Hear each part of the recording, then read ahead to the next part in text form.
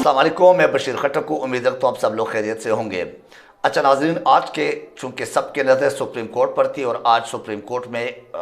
एक बहुत अहम केस की समाअत होनी थी। उस समाअत में क्या कुछ हुआ, उस हियरिंग में क्या कुछ हुआ, सुप्रीम कोर्ट के बाहर, सुप्रीम कोर्ट के सराउंडिंग में, पूरे इस्लामाबाद में, फिर पूरे मुल्क की सबकी नज़रें आज की समाअत पर थी। कोशिश करूंगा कि इस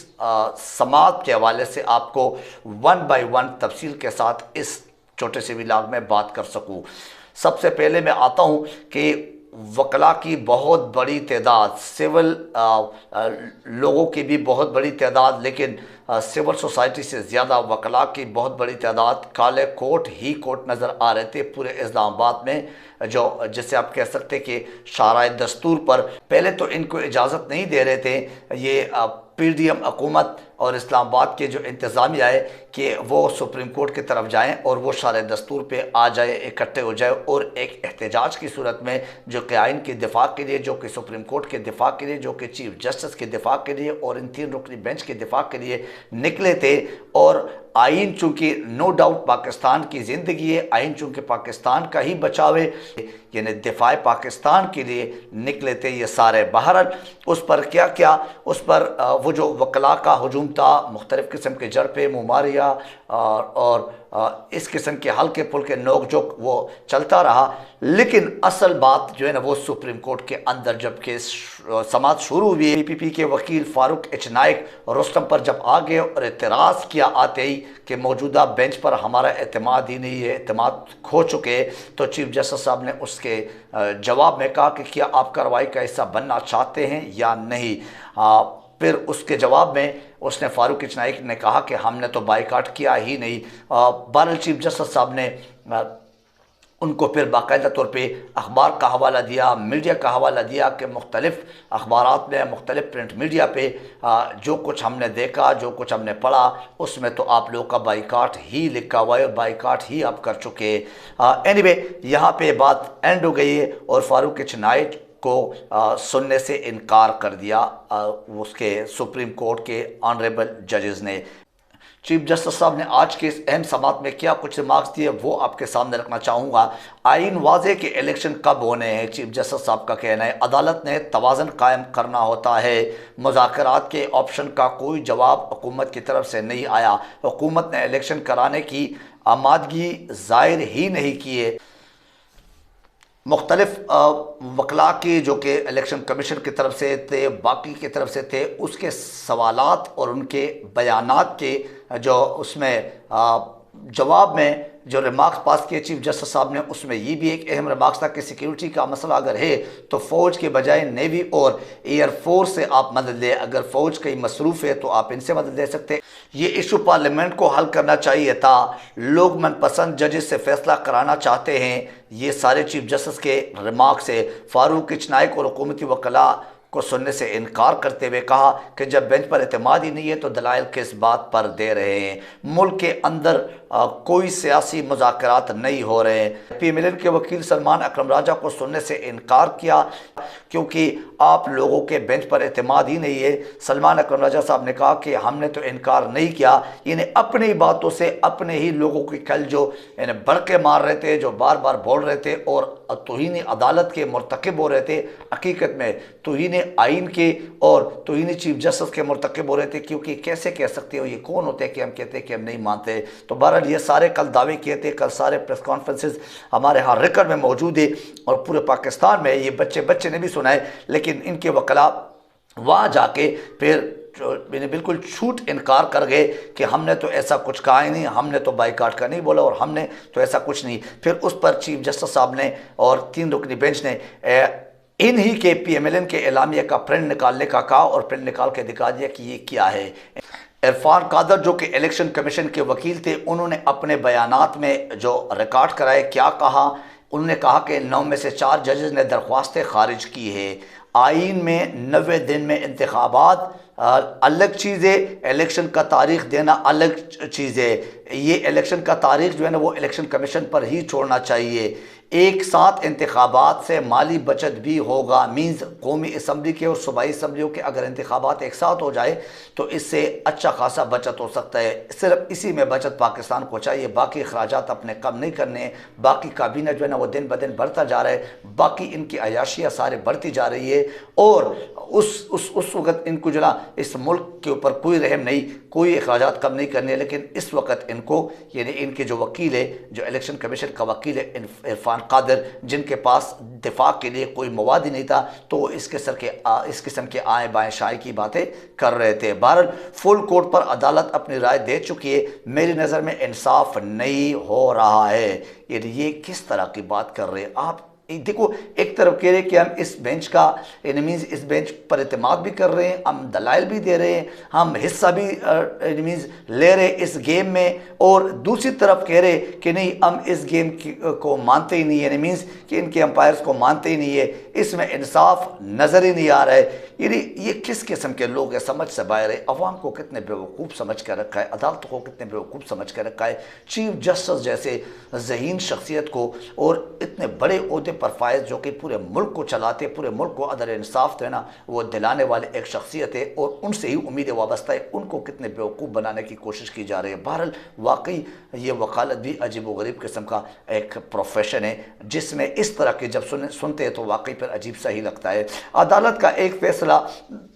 پہلے ہی متنازع بن چکا ہے، یہ بھی ان کا ہی کہنا ہے، عرفان قادر صاحب کا ہی۔ انصاف ہوتا ہوا نظر آنا چاہیے، 1 مارچ کا فیصلہ اقلیتی نوٹ تھا، یعنی وہ فیصلہ نہیں تھا، فی الحال انصاف ہوتا ہوا نظر نہیں آ رہا ہے۔ سوشل میڈیا پر آپ ٹاپ ٹرینڈ بن گئے ہیں، چیف جسٹس کو کہا کس نے؟ یہ عرفان قادر صاحب نے، یعنی اور تو کچھ باتیں تھی نہیں، تو پھر میں نے آپ کو بتا دیا کہ آئے بائے شائع سے کام لینا تھا۔ اگر جج پر اعتراض ہو تو بینچ سے الگ ہو جاتا ہے، عرفان قادر صاحب نے کہا۔ پر قومی مفاد آئین اور قانون پر عمل درآمد میں ہی ہے، عمل درآمد میں ہے، لیکن عمل درآمد ان کی جو وہ ہے موکل ہے یا ان کے جو لوگ ہیں، ان کے جو پیچھے کھڑے ہوئے ہیں، ان کو جنہوں نے ان کو سامنے کر دیا ہے عدالتوں کا، اور خود پیچھے اپنی عیاشیاں کر رہے، غیر سنجیدہ طریقے سے اس ملک کو چلا رہے، انتہائی توڑ عوام کو چلا رہے، ان کو عمل درآمد کرنے کی کوئی ایسا نیت ان کا نظر نہیں آ رہا، نہ ان کی کوئی ایسے کوئی اقدامات نظر آ رہے۔ ملک بھر میں انتخابات ایک ساتھ ہونا چاہیے، خواہ مخواہ میں ڈیلنگ ٹیکٹکس، خواہ مخواہ میں انتخابات سے فرار ہونے کا یہ سارے حرب ہے، لیکن بفضل خدا جو چیف جسٹس صاحب تھے یا 3 رکنی بینچ تھے یا ہمارے جو اعلیٰ عدلیہ تھے، جو کہ نو ڈاؤٹ ان کے احترام ہر بچے پر فرض ہے۔ اگر ملک میں قانون آئین کا احترام چاہتے تو ان ہی معزز ججز صاحبان کی وجہ سے ہی یہ سسٹم چل رہا ہے، اور اس سسٹم میں عدل و انصاف کا ایک امید باقی ہے۔ بہرحال ان کا احترام سب پہ فرض ہے، لیکن یہ کس طرح کے کام کر رہے ہیں اور یہ کس طرح کے حرب اور کس طرح کی چال بازیوں سے کام لے رہے، یہ قوم کے سامنے رکھنا بھی ضروری ہے۔ اس اہم سماعت کو، اس خاص دن کو، جس کو میں کہہ سکتا ہوں کہ پاکستان بچاؤ والا دن تھا، جس کو میں کہہ سکتا ہوں کہ آئینی پاکستان بچاؤ والا دن تھا، جس کو میں کہہ سکتا ہوں کہ 23 کروڑ عوام کے بچاؤ کا دن تھا، جس کو میں کہہ سکتا ہوں کہ ہمارے پورے پاکستان کی دنیا میں ایک اچھا امیج جو ہے نا وہ برقرار رکھنے کے یا آگے بڑھانے کا ایک دن تھا، یا آج یہ ایک اتنی اہم سماعت تھی۔ اس پہ آج تقریباً 4-5 گھنٹے سماعت جاری رہی، اور اس سماعت کے بعد آخر کار جو ہمارے ایک جنرل تجزیہ ہے جو ہمیں نظر آ رہا ہے، جو حقائق سامنے آ رہے، تو بیانات سے پھر عدالت میں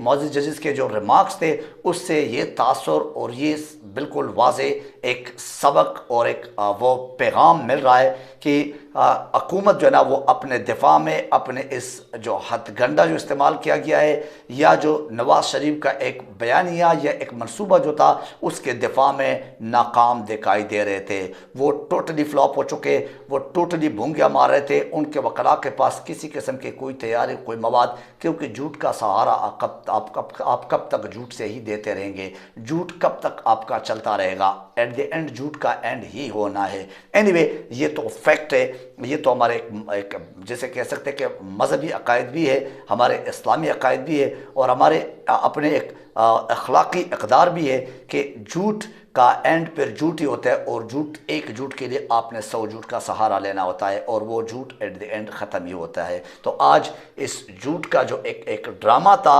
اس حکومت کے ڈیلنگ ٹیکٹکس کا، یا الیکشن سے فراری کا، یا اس آئین پاکستان کے انحراف کا، آئین پاکستان کی تذلیل کا جو ایک ان کے ارادے تھے، وہ سارے ڈوب گئے، وہ سارے حقیقت میں خاک میں ملا دیے اس 3 رکنی بینچ نے، جو کہ پاکستان کے تمام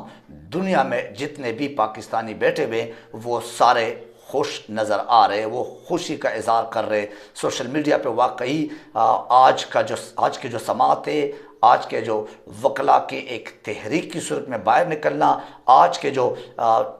ریمارک سے جو بیانات ہے، جو حکومتی وکلا کی طرف سے جھوٹ پہ جھوٹ کا ایک ریکارڈ، ایک جو ہے ایک طوفان، ایک جو ہے بہت بڑا پہاڑ ان 3 رکنی بینچ کے سامنے، وہ ایک جیسے کہہ سکتے کہ آپ ایک روئی کا ایک جو ہے ایک ٹکڑا جو ہے وہ ثابت ہو گیا، اس کو ہوا میں اڑا دیا گیا، اور ان کی جو یہ ہتھ گنڈے، اس کو اس سپریم کورٹ نے اور 3 رکنی بینچ نے، چیف جسٹس عمر عطا بندیال صاحب نے واقعی اس کو ایک غیر آئینی، ایک غیر جمہوری اور ایک غیر سنجیدہ قسم کے لوگوں کے اقدامات یا جو بیانات ہیں وہ سمجھ کے اس کو سائڈ پر ڈسٹ بن میں پھینک دیا۔ فیصلہ ابھی محفوظ کر دیا گیا ہے، لیکن اس فیصلے کے محفوظ سے پہلے ہی بہت کچھ تاثرات، بہت کچھ تجزیہ کار لوگوں نے، یا جو آئین اور قانون کے ماہرین ہیں، یا آپ جتنے بھی سیاسی جو بصیرت رکھنے والے لوگ ہیں، وہ سارے ورلڈ وائڈ یہ کہتے ہیں کہ اس کا مطلب ہے کہ حکومت فیل ہو چکی ہے، اس کا مطلب ہے کہ حکومت کے دن گنے جا چکے، اس کا مطلب یہ کہ الیکشن 90 دن کے اندر آئین کے مطابق، آئین کے دفاع کرتے ہوئے آج سپریم کورٹ نے ایک تاریخ رقم کر دی۔ نو ڈاؤٹ یہ ایک تاریخی دن، یہ ایک تاریخی ہیئرنگ اور یہ ایک تاریخی فیصلہ ثابت ہوگا۔ اس کا فیصلہ تو تحریری طور پہ یا آفیشیلی سپریم کورٹ کی طرف سے، ان 3 رکنی بینچ کی طرف سے یہ کل ہی آنا ہے، لیکن اس کے نتائج آج بھی لوگوں کو سمجھ آ چکا ہے اور آ گئے ہیں۔ اینیوے آج کے اس ولاگ سے مجھے اجازت دیجیے، اپنا خیال رکھیے، اپنے اس چینل کا خیال رکھیے۔ Thank you very much. اللہ حافظ ناصر۔